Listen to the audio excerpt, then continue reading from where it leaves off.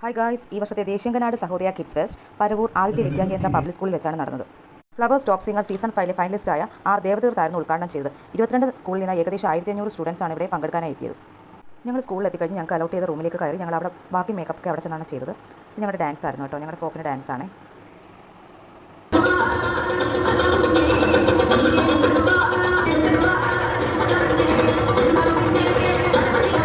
വ്യത്യസ്തമായ ഫോക്ക് ഡാൻസുകൾ നമുക്ക് ഈ സ്റ്റേജിൽ ഇരുന്ന് കാണാൻ കേട്ടോ. ഫസ്റ്റ് സ്റ്റേജിൽ തന്നെ ഈ folk dance group folk dance ആണ് നടക്കുന്നത്. ഇത് കഴിയുമ്പോൾ നമുക്ക് അടുത്ത ഓരോ പ്രോഗ്രാംസ് ഉണ്ട്. ഓരോ പ്രോഗ്രാംസിനായിട്ട് നമ്മൾ ഓരോ സ്റ്റേജിലേക്ക് പോയിക്കൊണ്ടിരിക്കുകയാണ്.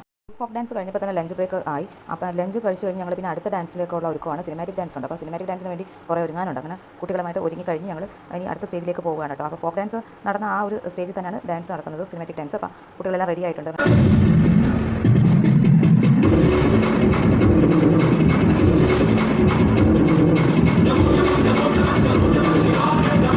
തൊട്ടടുത്ത സ്റ്റേജിലായിട്ട് ബേബി ക്വീൻ കോമ്പറ്റീഷൻ നടക്കുന്നുണ്ട്. അപ്പോൾ അവിടേക്ക് പോയി ഞങ്ങൾ കുറച്ച് കുട്ടികളുടെ പ്രോഗ്രാമൊക്കെ കണ്ടു.